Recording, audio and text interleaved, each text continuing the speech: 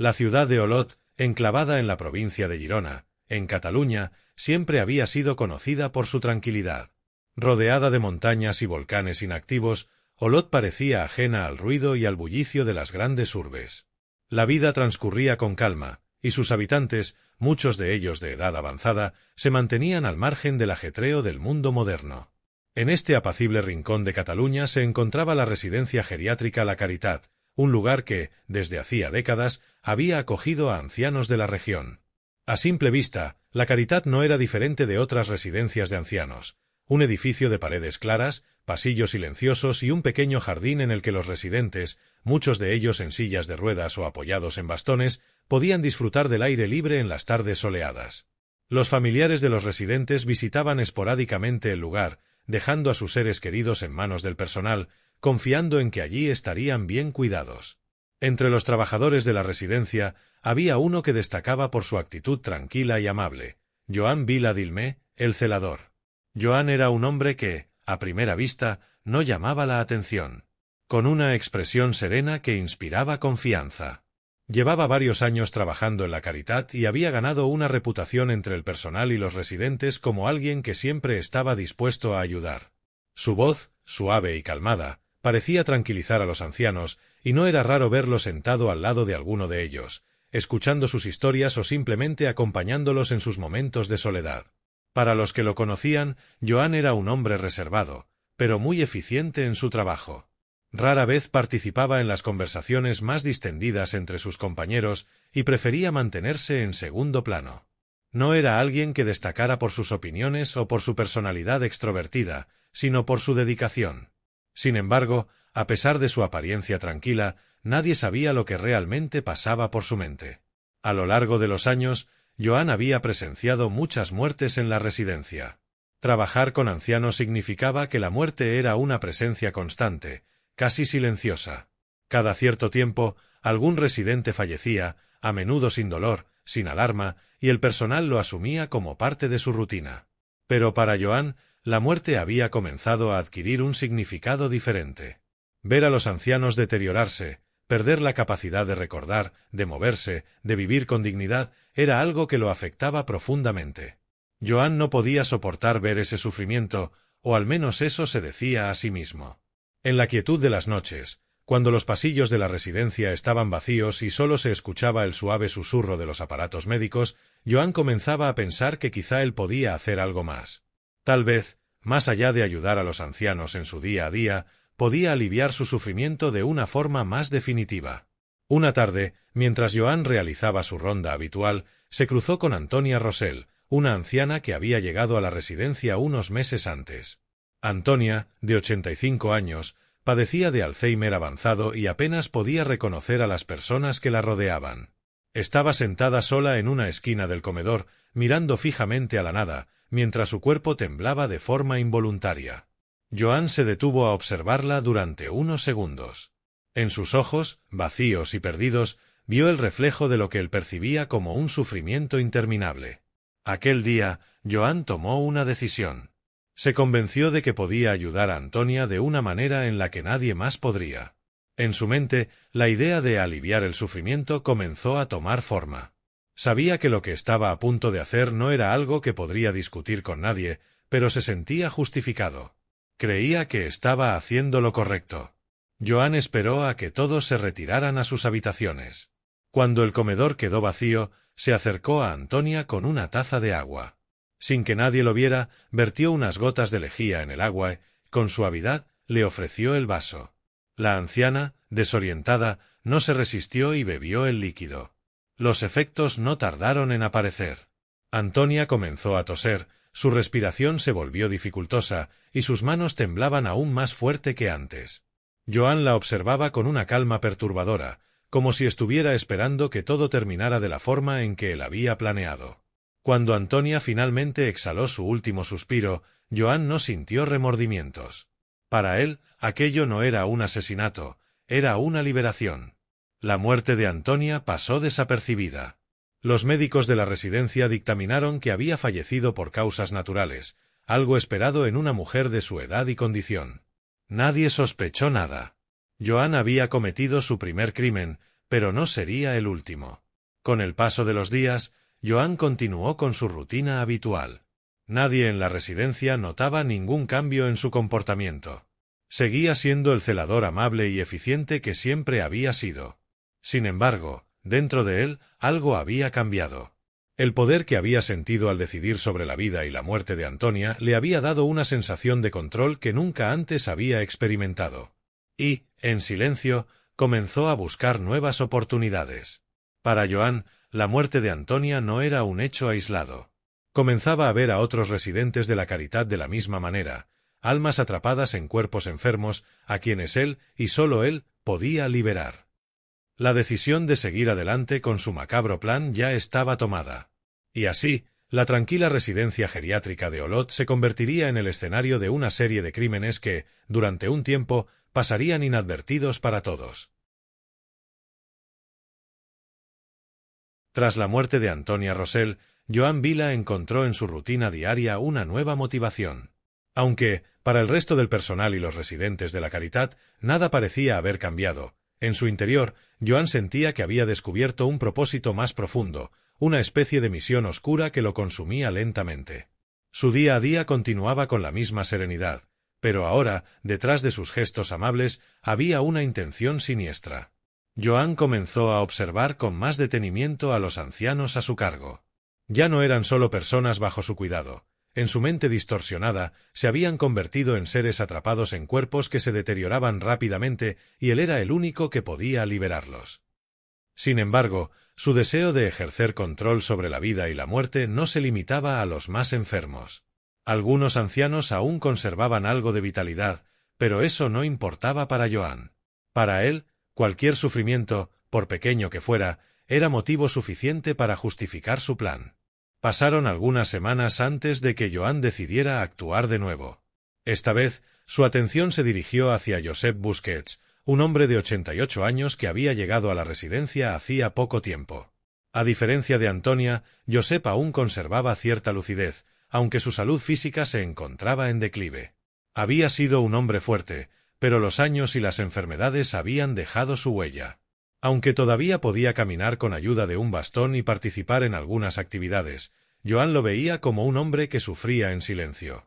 Para él, no había esperanza de una vida plena en su condición. Una noche, mientras Josep descansaba en su cama, Joan entró a su habitación con la misma serenidad de siempre. Llevaba consigo una jeringa con una mezcla de insulina y tranquilizantes, sustancias que, en dosis elevadas, podían ser letales para una persona anciana. Joan, con movimientos meticulosos, se acercó a Josep, quien dormía profundamente. Con una precisión fría, inyectó el contenido de la jeringa en su brazo y salió de la habitación como si nada hubiera pasado. Al día siguiente, cuando encontraron el cuerpo de Josep sin vida, su muerte no levantó sospechas. Era un anciano con varias complicaciones médicas, y los médicos de la residencia lo atribuyeron a una parada cardiorrespiratoria. Joan observó todo el proceso desde la distancia, con una calma perturbadora. Había cometido su segundo asesinato y, una vez más, nadie sospechaba de él. Sin embargo, Joan comenzó a experimentar una sensación de vacío que no esperaba. Aunque había logrado su objetivo de liberar a Josep, no sentía la misma satisfacción que había experimentado la primera vez. Al contrario, su necesidad de controlar la vida y la muerte crecía con cada nuevo asesinato. Se dio cuenta de que esto no era algo que pudiera detener. Cuanto más lo hacía, más fuerte era el impulso de seguir. Con el paso de los meses, las muertes en la Caritat comenzaron a acumularse. Lo que al principio eran fallecimientos aislados, propios de una residencia geriátrica, comenzó a transformarse en una serie de decesos que, aunque no alarmaban a primera vista, empezaban a llamar la atención de algunos miembros del personal. En un periodo relativamente corto, más de 5 residentes habían fallecido de forma inesperada, todos aparentemente por causas naturales. El director médico de la residencia, el Dr. Lluís Soler, notó que la tasa de mortalidad había aumentado de manera inusual, pero no encontraba ninguna razón clara que lo explicara. Revisaba los historiales clínicos, las causas de muerte, y todo parecía en orden. Las enfermedades crónicas, la vejez y las complicaciones derivadas eran suficientes para justificar la mayoría de los casos. Sin embargo, una inquietud comenzaba a germinar en su interior. ¿Era solo una coincidencia o había algo más detrás de estas muertes? Mientras tanto, Joan Vila seguía con su rutina. Para él, cada nueva muerte lo acercaba más a su visión distorsionada de lo que significaba el bienestar de los ancianos. Seguía eligiendo a sus víctimas con cuidado, buscando a aquellos que parecían más frágiles o que mostraban signos de incomodidad o sufrimiento. No era necesario que estuvieran en estado terminal, bastaba con que, en su percepción, sus vidas no tuvieran un propósito o una calidad digna. Su método también se diversificaba. A veces usaba lejía, otras veces medicamentos letales en dosis controladas, y en ocasiones incluso utilizaba ácidos que mezclaba en los alimentos o bebidas de las víctimas. Todo se hacía en silencio, en las sombras de la residencia, donde las muertes de los ancianos pasaban desapercibidas o eran aceptadas como parte del ciclo natural de la vida. A medida que las muertes continuaban, algunos miembros del personal comenzaron a hablar entre ellos. Las enfermeras más experimentadas, como Marta Espinosa y Rosa Vendrell, quienes llevaban años trabajando en la Caritat, notaron que los fallecimientos parecían demasiado seguidos. Aunque el doctor Soler no había emitido ninguna alarma oficial, el ambiente entre el personal empezaba a cargarse de inquietud. Marta, en particular, sentía que algo no estaba bien. Recordaba que, poco antes de morir, algunos de los residentes parecían estar mejorando, o al menos no mostraban signos de estar en sus últimos días. Pero Joan, con su actitud siempre tranquila, les aseguraba que todo estaba bajo control. En varias ocasiones, había sido él quien estaba presente poco antes de que los ancianos fallecieran, lo que despertó en Marta una sospecha que no podía ignorar. Una tarde, Marta decidió hablar con Rosa. Le comentó que, aunque no tenía pruebas concretas, sentía que algo raro estaba pasando en la Caritat.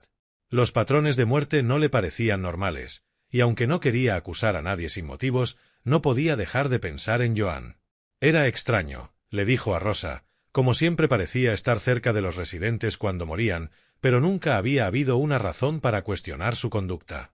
A Rosa también le había llamado la atención, pero, como Marta, no quería precipitarse en sus conclusiones.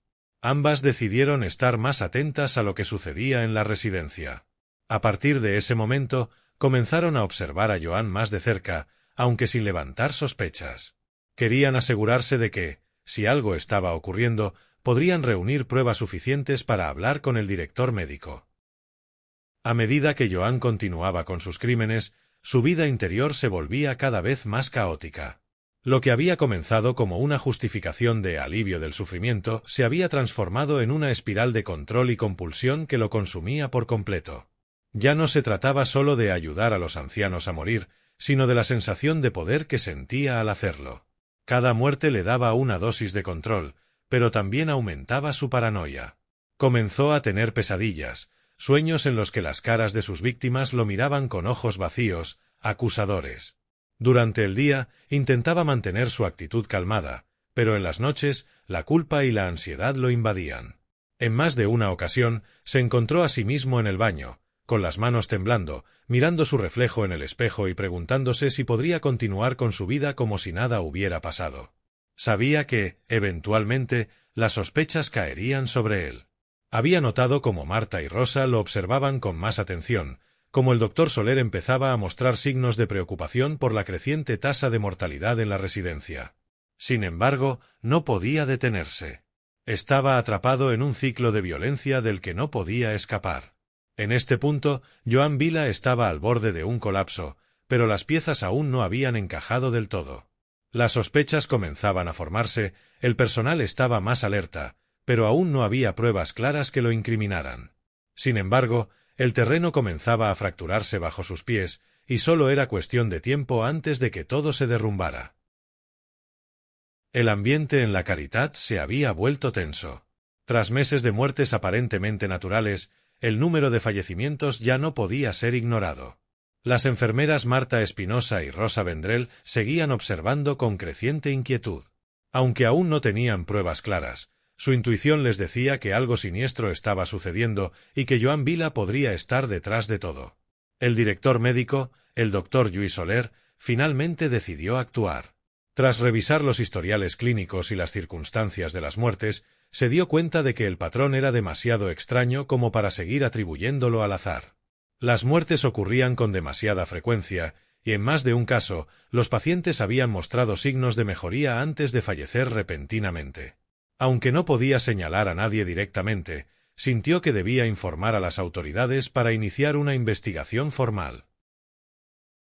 Cuando la policía recibió el informe del Dr. Soler, comenzaron a investigar discretamente. El principal desafío era que todas las muertes en la residencia habían sido atribuidas a causas naturales, por lo que no había indicios claros de un crimen. Sin embargo, la tasa de mortalidad y los relatos del personal apuntaban a algo sospechoso. Los agentes encargados del caso comenzaron entrevistando al personal y revisando los registros médicos de los fallecidos.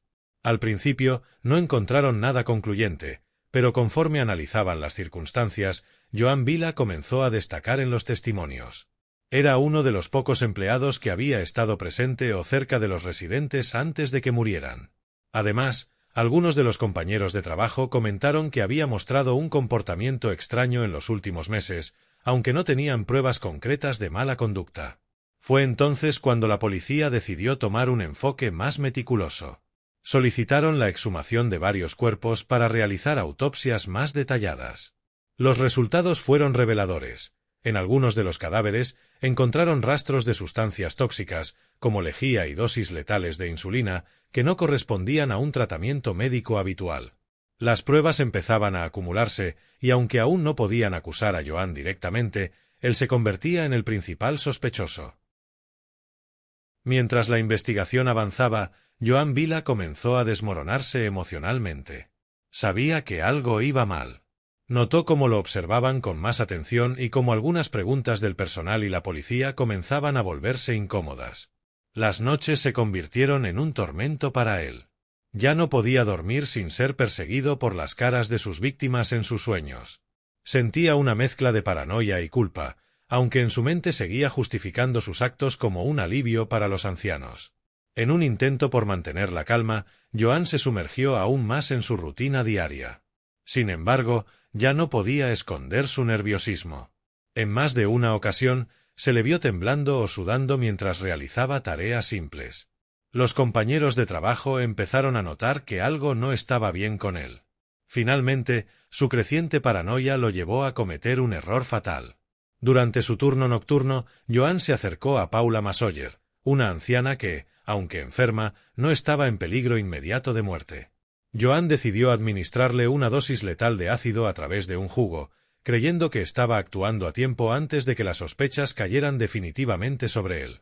Sin embargo, esa noche, una enfermera entró inesperadamente a la habitación justo cuando Joan estaba manipulando el jugo. Aunque no lo confrontó en el momento, la enfermera se percató de algo extraño y lo reportó de inmediato.